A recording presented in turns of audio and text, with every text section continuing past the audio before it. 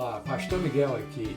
Muito bom ter você junto com a gente no programa Momento da Graça. Este programa é trazido até você pela Primeira Igreja Batista de Cruzeiro do Sul. Você nos encontra no nosso canal no YouTube, também no Facebook. E nós estamos muito felizes com a sua presença junto com a gente nessa hora.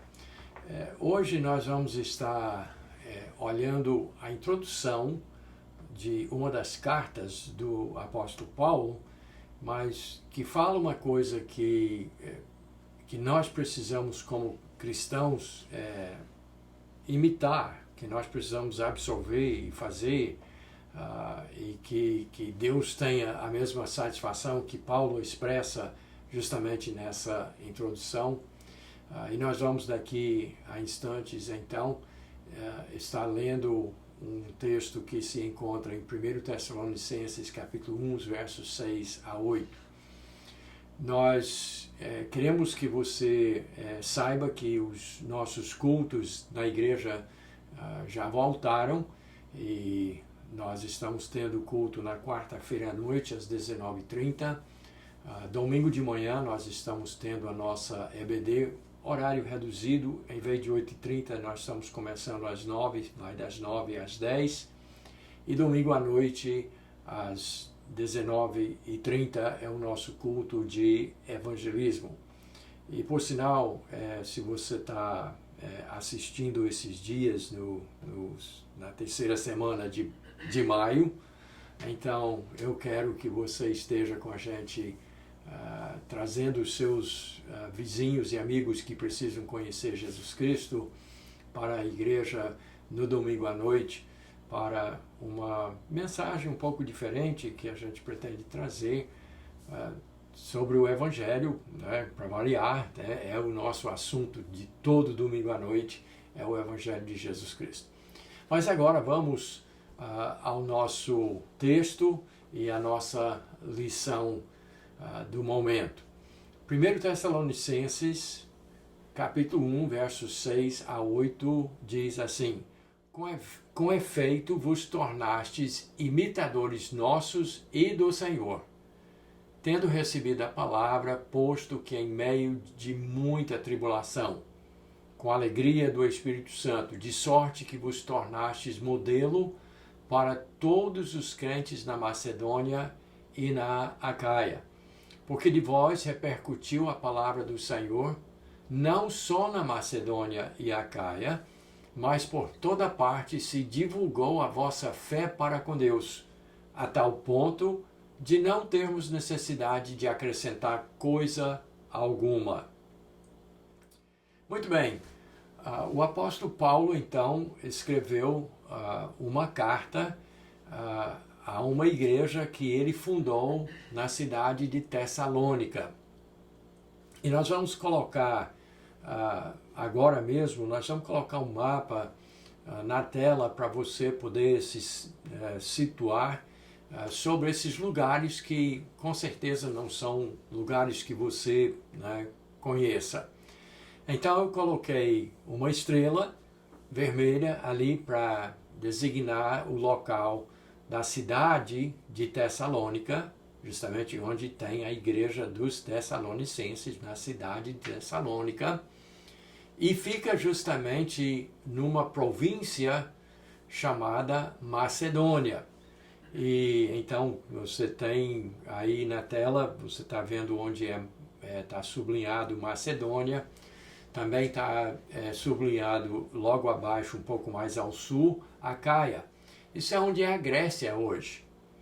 E se você olhar à esquerda da sua tela, você vai ver a Itália, um pouquinho da Itália, e do outro lado oposto, você vai ver Turquia.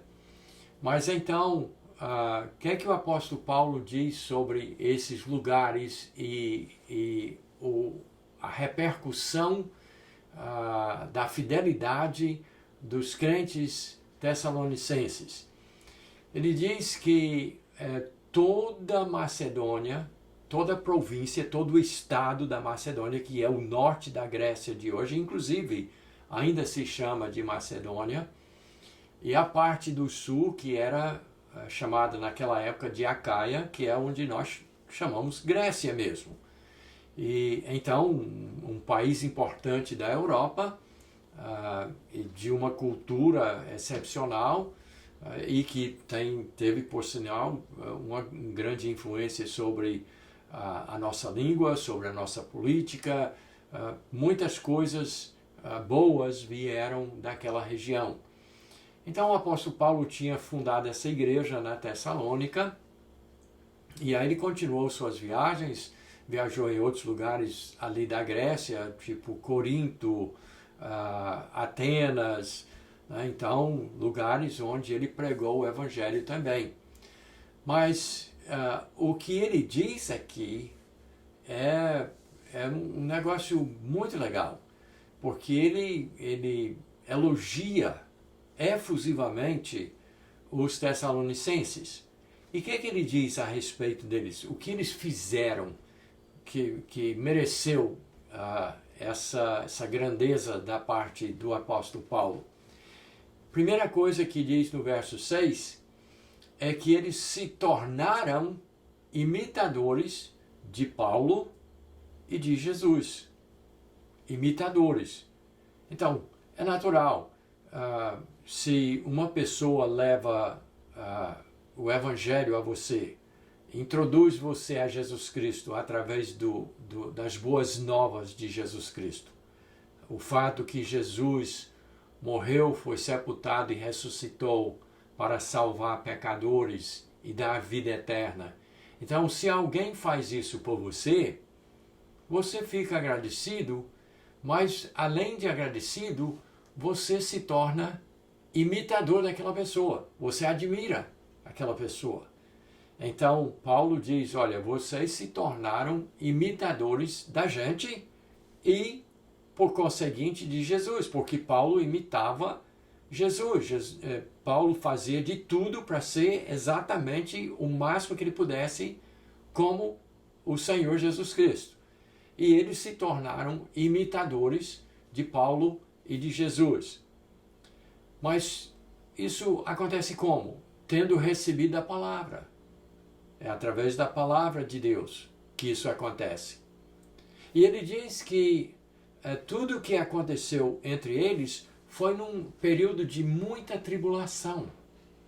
Você deve ter, se você acompanhou, né, na sua Bíblia, você está com a Bíblia aberta, aí você vê que ele diz que tudo isso aconteceu em meio a muita tribulação. Eu acho que é pertinente para os dias que nós estamos vivendo. Muita tribulação. Tanto na questão da pandemia, como da política, da criminalidade, da economia. Muita tribulação. Mas o crente deve sobressair e deve se tornar evidente, deve aparecer nessas horas, porque enquanto os outros estão arrancando os cabelos e estão desesperados, nós, como crentes, nós aproveitamos a oportunidade para mostrar quem nós somos em Jesus. Então, em meio a muita tribulação, mas com alegria no Espírito Santo, eles, além de serem imitadores, o texto continua e diz, de sorte que vos tornastes modelo para todos os crentes, onde?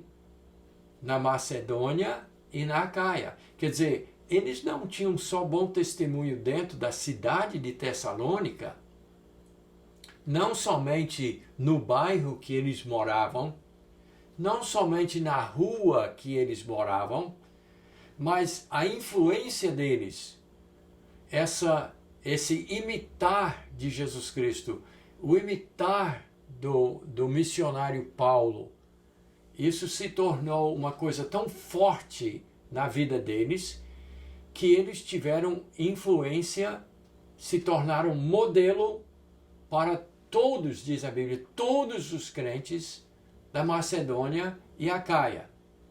E aí vem a parte principal que eu quero enfatizar nessa lição.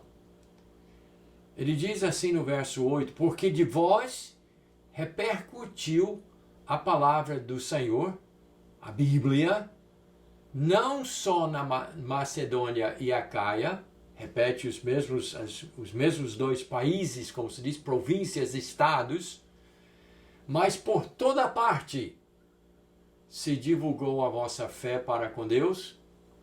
E o elogio é tão grande que ele diz que vocês trabalharam tão bem o Evangelho, vocês espalharam tão bem o Evangelho, que eu não preciso acrescentar mais nada. Nós não temos necessidade de acrescentar coisa alguma. Ele termina o verso 8 dizendo isso. Então, veja só. São pessoas, ninguém sabe se são pessoas ricas ou pobres, ninguém sabe qual a cor da pele, ninguém sabe o grau de estudo dessas pessoas. Nós não sabemos nada sobre a cultura, o social dessas pessoas.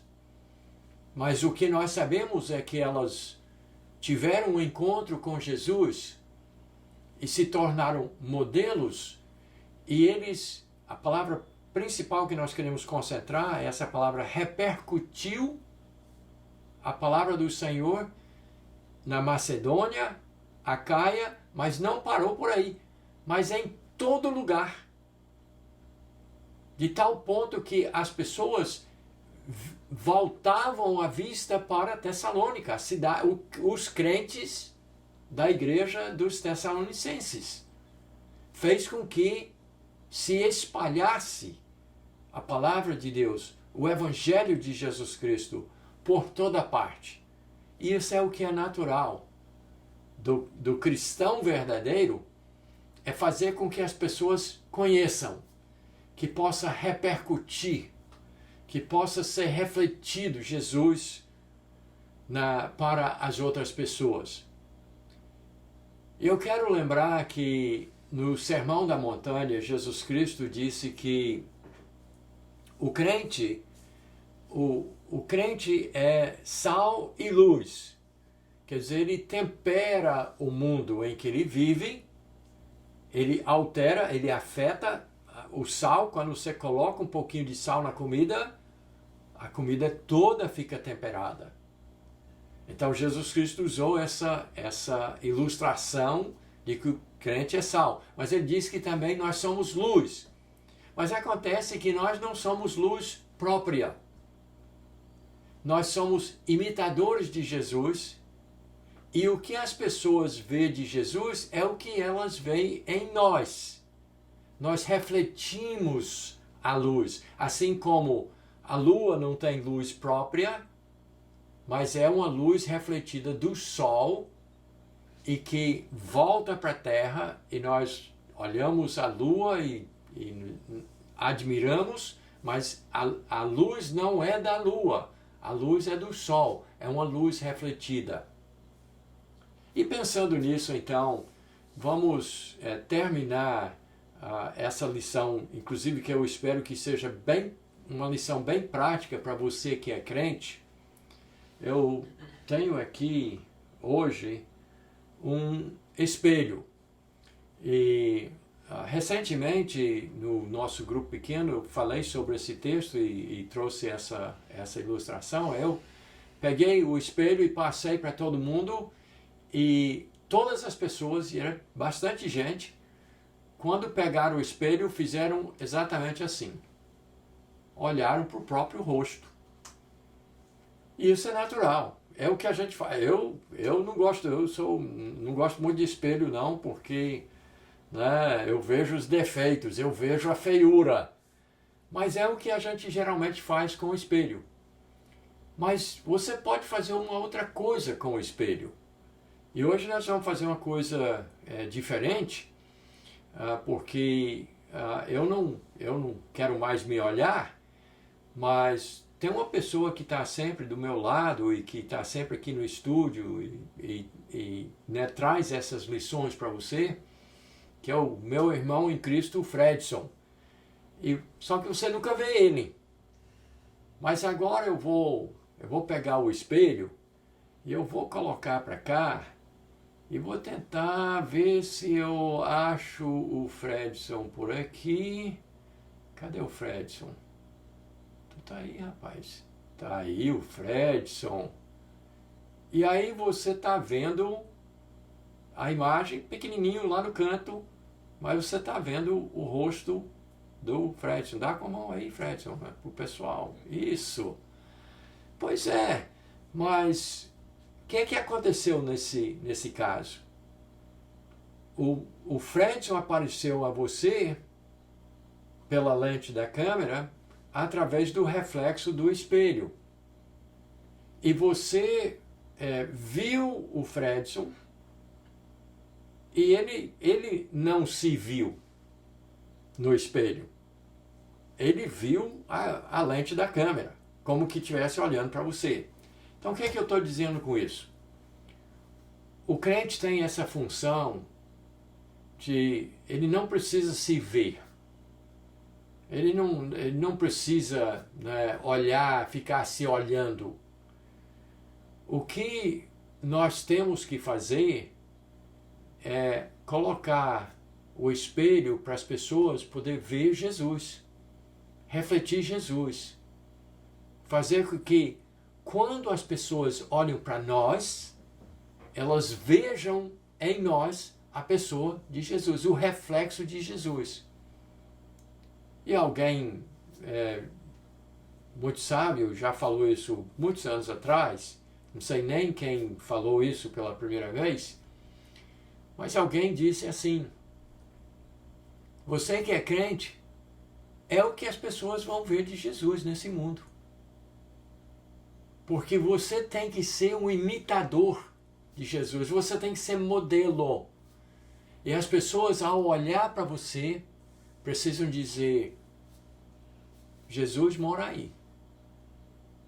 E você pode ser, né, uma pessoa feia como eu, mas você deve refletir Jesus. E nós temos, está em nossas mãos. Pode ser a tribulação, pode estar o mundo se acabando ao nosso redor. Mas nós, que somos crentes em Jesus Cristo, temos o dever e o privilégio de fazer repercutir Jesus em tudo que é lugar. Não somente onde nós moramos, mas que através de nós essa coisa de Jesus e as boas novas de Jesus chegue a grandes distâncias, porque nós nos tornamos imitadores do Senhor e modelos, o reflexo, a imagem, como se diz, de Jesus para as pessoas. Então, eu espero que você, como crente, você tenha essa visão, esse sentimento de não se olhar, do Evangelho não ser só para você, porque você agora é salvo em Jesus Cristo e você está feliz.